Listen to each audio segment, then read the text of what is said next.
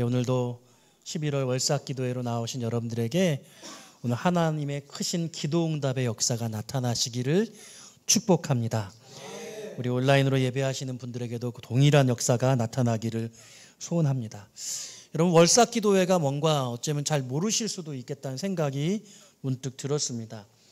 민수기 28장 11절 이하에 보면 초하루에는 수송아지 2마리와 순양 1마리와 1년 되고 흠없는 순양 7마리로 여호와께 번제를 드리되, 이렇게 해서 매달 이제 우리로 치면 음력인데 달이 새롭게 초승달이 되어질 때 그때 그 달이 차오르는 것들을 기대하며 매달의 첫날을 제사하면서 특별히 안식일처럼 보내고 기도하며 찬양하며 영광 돌리는 그런 그 달의 첫날을 지키라고, 그래서 그것을 월삭이라고 그렇게 말했어요. 그래서 우리도 늘 기도 생활을 해야 할 텐데, 특별히 이 한 달의 첫 번째 주 금요일에는 모여서 우리 한 달의 기도 제목을 마음에 담고 또 준비하고, 또 지난 한 달 동안에 부족한 것이 있었다고 한다면 회개하고 또 평가하고 하나 앞에 새롭게 좀 결심하고, 그러면서 새롭게 한 달을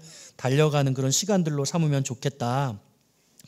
영적으로 너무 기도하지 않고 모이지 않는 이런 시대에 이 일들이 너무 귀한 일인 것 같아요.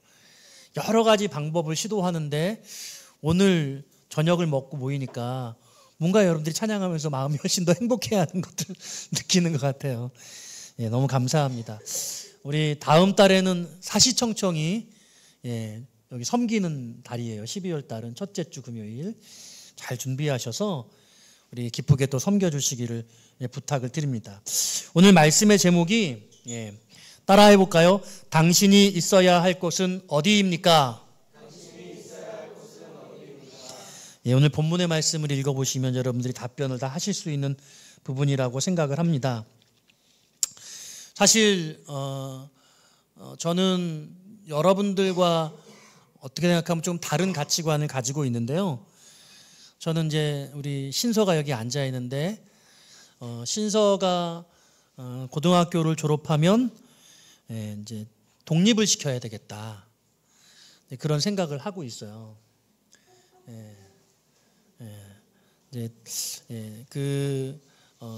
고등학교 졸업하면 19살 이렇게 되죠. 18살 이렇게 되어지는데, 이제 여기서 말하는 독립이란 경제적인 독립을 말하고, 이제 모든 의사의 결정을 본인이 하고, 그리고 그 책임도 본인이 지고, 그런데 저는 이제 지금부터 그걸 훈련을 좀 시켜야 되겠다. 그렇게 해서 이제 오늘 본문에 보면 예수님께서 12살에 6월절에 올라가셔서 이른바 성인식을 치르는 거예요. 42절 말씀에 보면 예수께서 12살 되었을 때 그들이 이 절기의 관례를 따라 올라갔다가, 유대인들은 12살이면 성인식을 치러요. 12살이 만 12살이니까 여러분 초등학교 6학년 나이잖아요. 너무 어린 거 아닙니까? 너무너무 어린 나이죠. 근데 성인식을 치른다는 거예요. 그래서 이것의 의미가 어떤 것인가 우리가 좀 깊이 살펴볼 필요가 있어요. 중학생은 다 성인인 거야. 충분히 혼자서 자기의 인생을 결정하고 그 결정한 책임도 지을 수 있도록 우리가 성인으로서 자격을 인정해 주라. 성경은 그런 거예요. 성경은. 유대인들은 그랬다는 거예요. 유대인들이 지금 이제 이팔 전쟁을 하고 있는데 그 중동의 한복판에서 홀로 그 나라를 지금 지키고 있는데 쉽게 사람들이 견디지 못하는 것도, 이게 만약에 총력전으로 가면 중동은 이스라엘은 핵을 가지고 있다고 이렇게 얘기를 하고 있고 큰 전쟁이 될 텐데, 미국이 이스라엘 편을 드는 건 이스라엘이 힘이 세거든요. 그리고 유대인들의 30%가, 미국에 있는 유대인들의 30%가 재계를 붙들고 있기 때문에 아주 강력한 힘을 가지고, 네트워크를 가지고 있단 말이죠. 유대인들이 이렇게 세계 최고의 민족이 될 수 있었던 이유가 무엇이냐? 그들의 교육에 있다고 보는데, 이 바로 12살 때부터 성인이 되어지는 거예요. 그래서 성인식이 될 때까지 안식일이 되면 늘 아버지와 같이 함께 회당에 가서 성경을 외우고 성경을 연구하고, 그리고 일정한 시험을 치르고, 성인식이 되면은요 온 형제 가족들이 다 모여서 큰 돈을 만들어줘요. 뭐 우리로 치면 1억 5천만 원 이렇게 만들어줘요. 그럼 그걸 이 아이가 12살밖에 된 아이가 자기가 맡아서 이걸 자기가 굴리는 거예요. 재테크를 하는 거예요. 그래서 유대인들은 12살이 되면 그때부터 독립적인 생각을 하고 독립적인 결정을 하고 자기의 인생을 준비하고 경영해 나가는 거예요. 여러분 대한민국은 어때요? 30살이 돼도 독립이 안 돼요. 요즘에 막 이제 집에서 같이 살다가 갓 20살이 되고 대학에 가면 집을 좀 떠나보고 싶어 해요. 근데 어떻게 떠나요? 부모님이 집도 마련해주고 월세도 지원해주고 등록금도 대주고 용돈도 주고 풀로 다 지원해줘가지고 그렇게 독립한 독립이에요? 아니에요? 독립 아니에요. 독립은 뭐냐면 본인이 자기의 의사를 결정하고 그 결정한 것에 대한 책임도 지고 경제적인 부분에서도 본인이 다 하고 싶으면 네가 너의 능력으로 벌어서 직접 네가 해나가. 그게 진정한 독립이고 성인이에요. 그런데 부모들이 그렇게 지원을 안 해주는 거죠.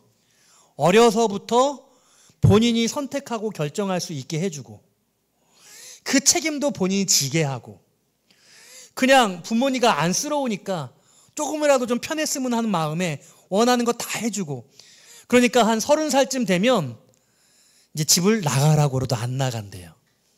왜? 집 나가면 개고생이야. 그러니까 집 나가면은 그다음부터는 독립해서 돈 벌어야 되고 자기 인생 책임져야 되는데 그게 너무 어려우니까 나가라 그래도 안 나간대요. 나이 들면 철 들면 나가라고 그래도 안 나간대. 친구들이 막 그렇게 얘기해 준대요. 너 나가지 마. 집 나가면 너 고생이야. 나가지 마. 그러니까 섣부른 성인들이 대학생 되면 20대 초반 되면 독립해보고 싶은 충동을 느끼지만 여러분 그 충동을 어떻게 생각해야 되냐면 내가 집을 얻을 돈이 있나? 내가 월세를 원룸을 얻으면 그 원룸에 세를 내고 그리고 내가 생활비를 하고 용돈을 하고 학교를 다니고 그럴 수 있을 만한 경제적인 능력을 내가 가지고 있나? 그게 진짜 책임 있는 성인의 모습이거든요. 근데 그게 안 된다는 거죠.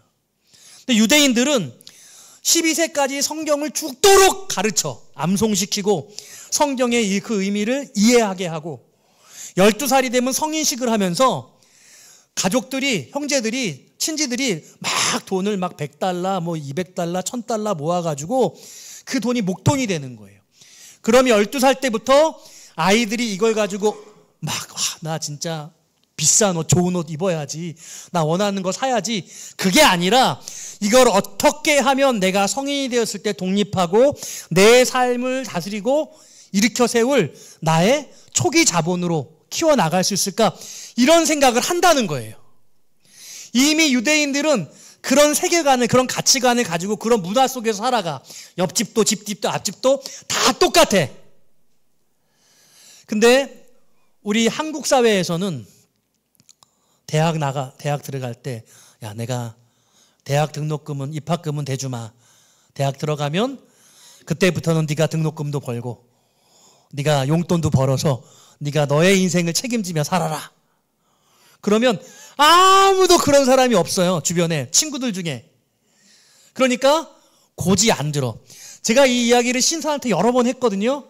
근데 신선은 믿지 않는 눈치예요. 근데 그대로 할 거예요. 할 거예요. 그러니까 지금 돈 많이 있거든요. 마음대로 쓰세요. 마음대로 쓰셔도 돼요. 책임은 본인이 지시면 돼요. 용돈도 주고 제가 그러고 있는데 대학 가면 제가 왜 이런 말씀을 드리냐면요. 저희 집이 부자가 아니었어요. 저희 집이 넉넉한 살림이 아니었어요.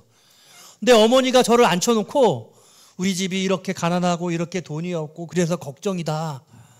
그런 얘기를 막 1시간씩 2시간씩 계속 하시는 거예요.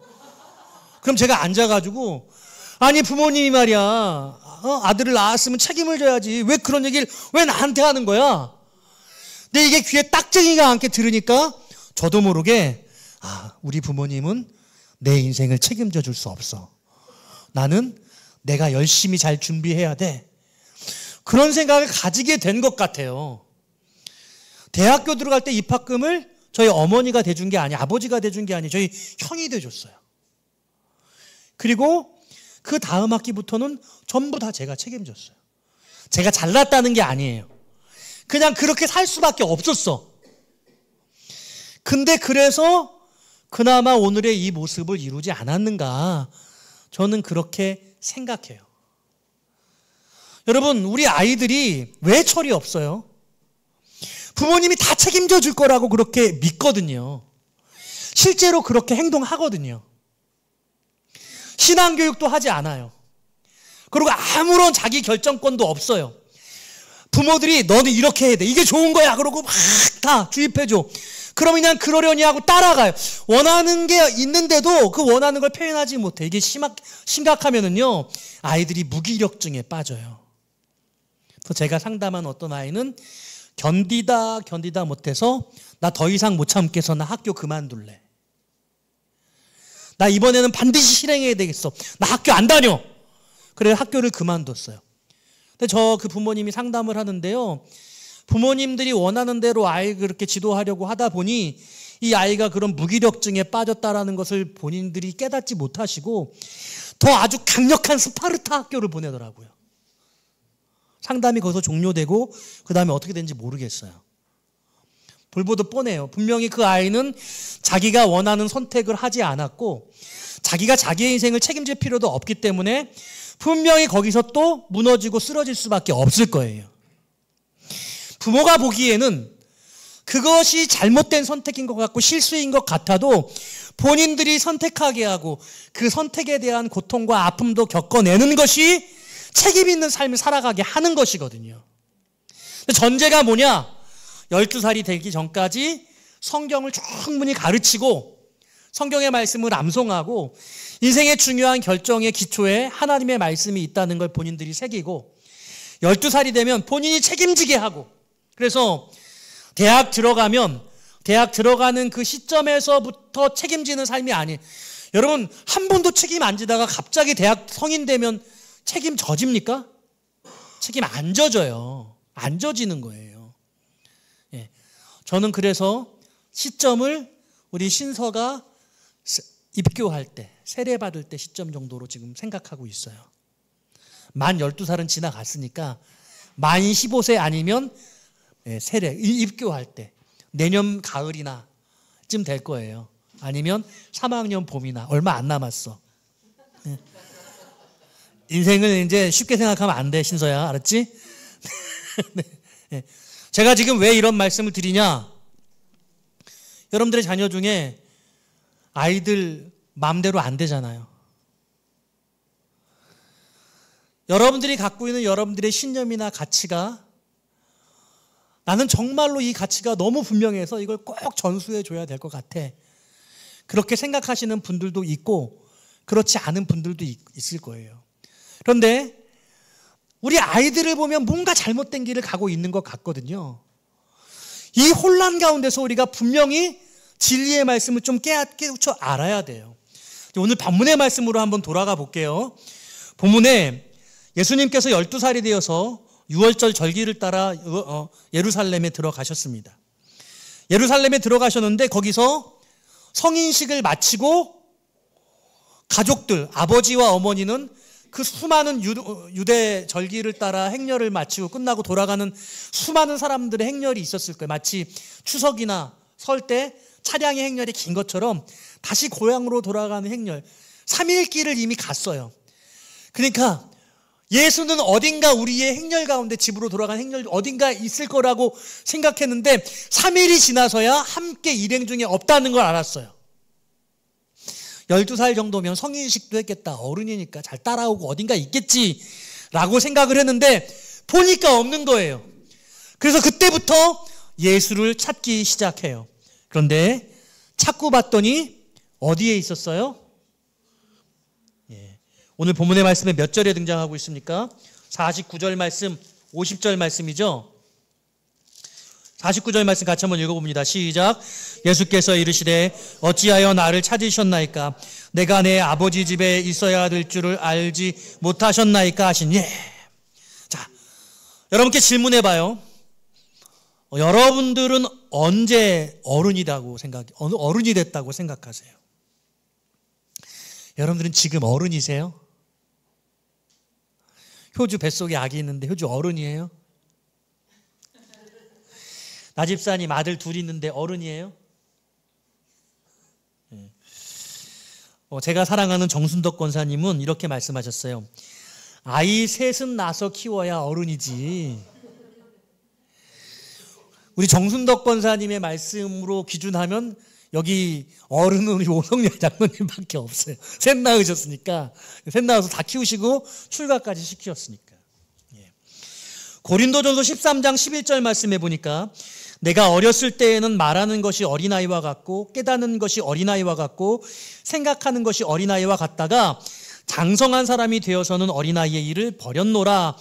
어린아이의 일을 버릴 때가 곧 장성한 사람, 어른이 된 것이라고 말하는 거예요. 연령이 문제가 사실 아니라는 거예요. 그 이야기가 히브리서 5장 12절 13절에 나와요. 때가 오래되었으므로 너희가 마땅히 선생이 되었을 터인데 신앙생활한 지 오래됐어요. 마땅히 선생이 될 만한, 누군가를 가르칠 수 있을 만한 영적 수준에 이르렀어야 되는데 뭐라고 말해요? 너희가 다시 하나님의 말씀의 초보에 대하여 누구에게 가르침을 받아야 할 처지이니, 너희들이 가르침을 받아야 될 처지야. 다시 처음부터 시작해야 될 그런 상황이야. 이렇게 말해요. 단단한 음식은 못 먹고 젖이나 먹어야 할 자가 되었다. 아마도 조금 뭔가 성숙한 것 같다가 다시 처음 상태로 돌아가는 거예요. 이는 젖을 먹는 자마다 어린아이니 의의 말씀을 경험하지 못한 자요. 의의 말씀을 경험하지 못한 사람은 아직 어린아이라고, 어른이 아니라고 성경은 그렇게 말씀하세요. 에베소서 4장 13절 14절 말씀해 보니까 우리가 다 하나님의 아들을 믿는 것과 아는 일에 하나가 되어 온전한 사람을 이루어 그리스도의 장성한 분량이 충만한 데까지 이르리니, 어른이 된다는 것은 하나님의 아들을 믿는 것과 그것을 아는 것이 하나가 되는 것이라고 말씀하고 있어요. 그 다음에 14절에 이제부터 어린아이가 되지 아니하여 사람의 속임수와 간사한 유혹에 빠져 온갖 교훈의 풍조에 밀려 요동하지 않게 하려 함이라. 세상 풍조에 흔들리지 않는 그런 어른이 되는 것, 그것은 하나님의 아들을 믿는 것과 아는 것이 하나가 되어야 된다. 하나가 되어야 된다. 이렇게 말씀을 하고 계시는 거예요. 가만히 보니 우리 자녀들이 언제 어른이 될까가 문제가 아니라 내가 언제 어른이 될까. 우리 부모가 아직 나도 어른이 아니야. 나도 아직도 나는 아이 같은데, 나는 아직 어린애인데, 나 어느 날 보니까 나 40대, 50대고, 나 자식들 낳아서 키우고 있는데, 내가 여전히 어른이 아닌 거예요. 오늘 본문의 내용이 얼마나 황당한지 아세요? 예수님이 12살이 됐어요. 저는 그전까지는 이 본문의 말씀을 그렇게 보지 못했는데요. 예수님이 12살이 되니까 부모님으로부터 독립한 거예요. 부모님들은 다 고향 집으로 돌아가는데 성전에서 많은 어른들, 성경에 정통한 랍비들과 함께 앉아서 46절 같이 한번 읽어볼까요? 46절이에요. 시작. 사흘 후에 성전에서 만난즉 그가 선생들 중에 앉으사 그들에게 듣기도 하시며 묻기도 하시니. 이게 여러분 읽으시면서 야, 예수가 철이 없네. 아버지 어머니를 좀 떨치고 지금 뭐 하는 짓이야 이 어린애가. 여러분 그렇게 생각하시면 완전히 착각한 거예요. 유대인은요 12살이 되면 성인이 어른이에요. 예수님은 자기가 어른이 되기를 기다렸던 거예요. 이제 내 의사를 내가 결정할 수 있는 그런 나이가 되었으므로 부모님을 떠나서 독립적으로 하나님의 말씀을 내가 배우고 꼭 묻고 또 나의 하나님의 말씀을 전하고, 이런 역할을 지금 성전에서 하고 있는 거예요. 예수는 12살이지만 이미 자기 의사결정권을 가지고 있는 성인식을 치른 성숙한 어른이었던 거죠. 이해되세요? 그래서 48절에 뭐라고 말해요? 예수님의 부모님들이 요셉과 마리아가 아이야 어찌하여 우리에게 이렇게 하였느냐 예수님을 막 책망했어요. 야 너 지금 뭐 하는 짓이야. 근데 예수님이 뭐라고 말해요? 어찌해서 나를 찾으셨습니까? 내가 내 아버지 집에 있어야 될 줄을 알지 못하셨습니까? 성인식을 이미 치른 예수는 이제 아버지 어머니를 독립해서 하나님의 말씀을 독자적으로 연구하고 가르치고 배우고 본인 스스로의 의사 결정할 수 있는 때가 되었다는 것을 그 스스로 인식하고 계시고 당연히 그는 그러므로 자기의 의지로 하나님의 성전에서 말씀을 배우고 말씀을 전하고 있는 모습을 당연히 아셨어야 되지 않겠습니까? 뭐예요 지금? 요셉과 마리아는 어른이었지만 아직 어른이 아닌 거고 예수님은 12살이었지만 성경의 말씀을 이미 깨우치고 그 시대의 문화 가운데 어른이 되었다는 것을 이미 정확하게 인식하고 계셨던 거예요. 놀랍지 않아요 여러분? 우리가 현실 세계로 돌아와서 우리의 삶 속에서 우리의 자녀들이 내 마음대로 되지 못해서 얼마나 어려워요. 정말 힘들거든요. 예. 우리 동원이, 네. 우리 유민이 예? 다 커서 우리 아들들, 우리 딸, 내 마음대로 되어지지 않은 우리 아이들 주님 어떻게 하면 좋겠습니까? 근데 저는 여러분께 이제는 말씀을 드리고 싶어요. 여러분 모두를 거셔야 돼요. 모두를 걸어야 돼요. 그게 가장 중요해요. 저는 우리 신서가 고등학교를 졸업하고 나서 어떤 도움도 받지 않고 혼자서 그 인생을 살아나가려면 보통 일이 아닐 것이라는 그런 걱정과 안쓰러움을 이미 느껴요. 진짜 그렇게 하려고 다부지게 마음을 먹고 있어요. 쉽지 않은 인생을 살겠죠. 그렇지만 저는 그게 우리 딸에게 가장 유익할 것이라고 저는 믿어 의심하지 않아요. 저는 저뿐만 아니라 우리 산위의 교회의 모든 자녀들이 이렇게 지도되었으면 좋겠어요.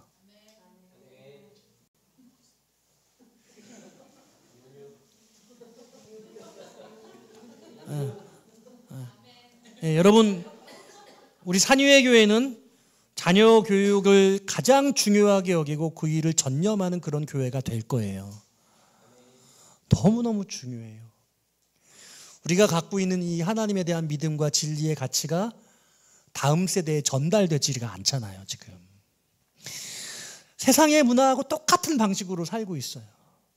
그렇게 살아가는 게 성공이라고 생각하고 그렇게 살면서 거기서 아둥바둥해서 남들보다 잘 되기를 바라는데 하나님의 자녀는 그렇게 살면 안 돼요. 우리는 다른 가치를 가지고 있어야 돼. 성경의 진리의 가치를 가지고 하나님의 말씀을 가르치고 그리고 아이들이 스스로 세상 가운데서 스스로 선택해서 저는 이게 진정한 경쟁력이라고 생각해요. 물질을 주는 것이 아니라 좋은 학벌을 주는 것이 아니라 아이들이 거친 세상에서 스스로 살아나가 하나님의 말씀으로 이겨낼 수 있을 만한 그런 경쟁력을 만들어주는 것 그게 가장 중요한 거예요. 할렐루야. 예수님이 모범을 보여주셨어요. 12살에 12살이면요 상당히 많은 걸 스스로 결정하고 할 수 있어요. 물론 완전하진 않겠죠. 많은 문제들이 있을 거예요. 그런데 우리는 주님을 바라보면서 본인이 스스로 선택할 수 있도록 돕고 본인의 결정을 위해서 우리가 지혜로운 방법으로 조언해주고 결정은 본인이 하게 하고 독립하면 정말로 본인이 모든 걸 다 책임질 수 있도록 하고 여러분 이 거친 세상에 우리 딸들 나가면은요 어디 요즘엔요 제가 제주도 가보니까요 신혼여행의 성지였는데요 청춘들의 성지예요. 다 보면 20대 아들 남녀애들 막 다니는데 딸 가진 부모들은 전 너무 너무 두려워요. 어떤 일이 생길지. 예? 제가 친구한테 물어봤거든요. 대학교에 가서 딸이 예? 여행 간다 그러면 말릴 거냐? 말릴 수나 있겠냐? 그렇게 말하더라고요. 말릴 수나 있겠냐? 간다는 걸. 예. 너무 세상이 그렇게 된 거예요. 하나님께 맡겨야 돼요. 그때 되면 이미 늦은 거예요. 지금 어렸을 적에 쓰라에 있을 때 그 어떤 것과도 바꿀 수 없는 가치를 심어줘야 되는데 여러분들이 권위가 있을 때 힘으로 그들을 이끌어 주시고 물러설 것과 물러서지 말아야 될 것을 분명히 하시기를 부탁을 드립니다. 저는 오늘 결론적으로 이런 말씀을 드리고 싶은데요. 영적 어른이 된다는 것이 무엇이냐? 저나 우리의 자녀들이나 여러분들이나 똑같이 스스로 성경을 묻고 성경에서 그 답을 찾을 줄 알아야 돼요. 여기 오늘 예수님이 부모를 떠나서 12살밖에 안 됐는데 성전에 앉아서 성경을 묻고 성경을 말하기도 했다고 말씀하고 있어요. 그렇죠? 그가 선생님들 중에 랍비들 가운데 앉은 거예요. 랍비들이요, 성경 대충 하는 사람이 아니라 성경에 정통한 사람이에요. 그들 중에 앉아서 듣기도 하고 묻기도 하셨대요. 네, 곧 끝나겠습니다. 네. 네. 우리 아이들이 하나님의 말씀을 궁금해하고 자기의 인생의 진로를 생각하면서 그 말씀을 묻고 답하기를, 그렇게 아이들이 스스로 몸부림치는, 우리가 그것을 만들어줘야 되는 거예요. 제가 말씀을 준비하면서 이런 생각을 했어요. 에이 목사님, 예수님은 예수님이니까 그랬죠. 예수님은 완벽하신 분이시고 하나님이시니까 그렇게 가능했죠. 맞아요. 예수님은 완전한 하나님이셨어요. 그렇지만 동시에 완전한 인간이셨다는 것을 여러분 잊지 마세요. 성경에는 나와 있지 않지만 예수님 잠도 주무셨고 밥도 드시고 화장실도 가시고 우리와 똑같은 인격체로서 12살의 그런 소년 예수가 하나님의 말씀에 붙들린 바 되었던 거예요. 저는 우리 아이들이 그렇게 할 수 있다고 저는 믿어요. 저는 우리 주일학교 커리큘럼 가운데 성경을 암송시키는 커리큘럼을 넣으려고 해요. 학부모 교육을 철저히 하려고 합니다. 우리 뱃속에 아이들이 아직 둘 있고 하나는 태어났잖아요. 내년부터는 이게 포대기를 안고서 이제 주일학교를 해야 될 상황이에요. 전교인 교사제가 아직도 여전히 유효해요.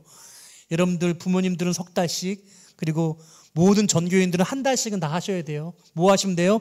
아이들이 업고 같이 함께 성경하면서 그때부터 암송 성경 시키고, 예, 우리 교회 안에서 우리 아이들 이렇게 성경 암송하고 말씀이 가장 중요하고, 정말 우리 교회의 문화 가운데 우리 뭐 결정을 해야겠죠. 저는 입교한 나이가 괜찮을 것 같아요. 15살 정도 되면 그럼 독립하고 학원에 많이 보내는 게 아니라 이 아이를 위해서 준비를 해줘야 돼요. 목돈을 마련해 줄 준비를 하는 거예요.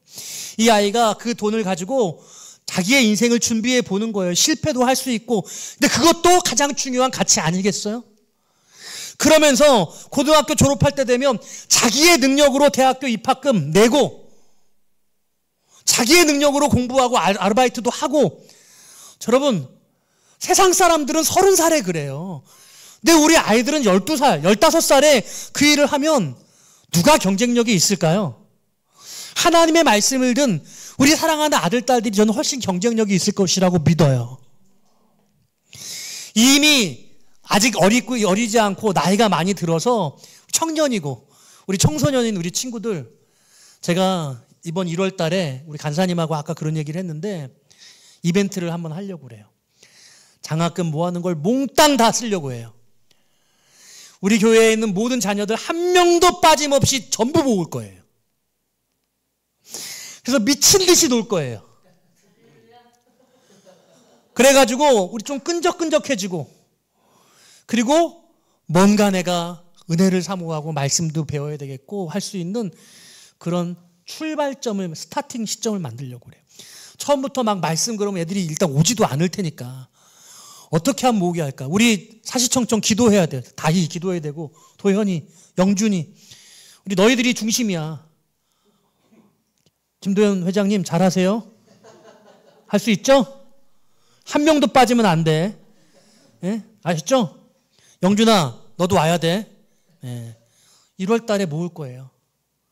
그래서 우리 아이들 새로운 출발을 할 수 있고, 주님께 내 인생과 목숨을 걸어야 되겠구나. 그런 마음의 결심을 할 수 있는 그런 시간들을 만들었으면 좋겠어요. 여러분들의 자녀들을 위해서 기도해 주세요. 다음 세대를 위해서 기도해 주시고, 우리 온 세대가 같이 모여서 오늘 너무너무 찬양할 때 너무 마음이 기쁜데, 우리 교회가 세대 차이가 없는 그런 교회가 됐으면 좋겠어요. 하나님의 말씀의 가치가 우리의 아들, 딸들에게나 우리에게나 동일하게 절대적인 가치가 되어져서 그 말씀을 가지고 같이 서로 논박하면서 진리를 찾아가는 그런 과정이 있기를 바라고요. 우리가 뭐 얘기하자고도 대화가 안 되잖아요. 들으려고도 하지 않고. 경청 이런 게 안 돼. 경청은 누가 해야 돼요? 부모가 자식들을 경청해야 돼. 자식들은 듣느니 마느니 하고. 세대가 이렇게 거꾸로 돼가지고 서로 존중하며 들으려고 하는데 대화가 안 되고, 우리는 늘 시중드는 그건가 같은, 그러고 마음은 무너지는 그런 마음을 쥐어뜯으면서 우리가 그렇게 살고 있잖아요. 너무 슬퍼요. 너무 가슴 아파요. 회복해야 돼요. 세상에서는 막 그런 일이 일어나는데 우리 교회 공동체 안에 들어오니까 우리 다음 세대 자녀들과 우리 부모들이 하나님 앞에서 너무 즐겁고 행복하고 화목하게, 왜 그럴 수 있나? 성경의 이 진리가, 놀라운 진리의 가치를 분명하게 가지고 있을 때, 이 성경의 진리 가치 안에서 우리는 세대 차이를 넘어설 수 있는 거예요. 믿으십니까? 여러분 혹시 제가 오늘 이 전한 이 중요한 진리와 제가 이 교회를 이끌어가고 싶은 이 중요한 가치에 대해서 이견이 있으시거나 다른 생각이 있으시면 저한테 찾아오세요. 그래서 제가 갖고 있는 생각을 혹시 반박하시고 무너뜨리시면 제가 인정할 수밖에 없으면 인정할게요. 그리고 또 저는 더 좋은 이론을 만들 거예요. 성경에 있는 진리의 말씀이 있고, 이 진리의 말씀이 우리 산유의 교회 안에 우리 부모와 자녀 세대들 가운데 이것이 화합되어지고 하나 되어지고 이게 이루어지도록, 성취되도록 하기 위해서 우리에게는 분명히 어떤 성경적인 문화, 교회만의 문화, 차별화된 문화를 가지고 있어야 되는데, 우리 모두는 제각기 세상적인 문화 가운데서 교회를 바라보고 각자의 가치로 교회를 재단해요. 저는 그게 아니라 오늘 이 가치에 대해서 여러분들이 곰곰이 골똘히 생각하시고 다른 의견이 있으시면 저한테 와서 말씀해 주세요. 그 의견을 제가 듣고 반박할 수 있고 얘기해 보자고요. 만일 제가 틀렸으면 제가 고칠게요. 정말 우리 아이들이 잘 될 수 있도록 하기 위해서 더 좋은 아이디어가 있다면 받아들이고 싶어요. 우리 아이들 근데 변화돼야 돼요. 이제 우리 주일학교, 우리 산유의 교회 주일학교가 그래도 많은 식구가 많아요. 이 아이들 우리 사춘기 그런 거 없었으면 좋겠어. 사춘기. 그 방황은 본인이 책임지는 가운데 하는 방황은요, 그런 방황이 아니거든요. 일탈이 아니에요. 고민하는데 삶의 현장에서 끈적끈적하게 고민하는 거죠. 여러분, 우리 아들, 딸들이 그렇게 될 수 있을까요? 그렇게 되어질 줄로 믿습니다. 우리 유민이가 하나님 앞에 귀하게 쓰임받는 그런 딸 될 줄로 믿습니다. 우리 동원이, 동우가 그런 아들들 되기를 주님의 이름으로 축복합니다.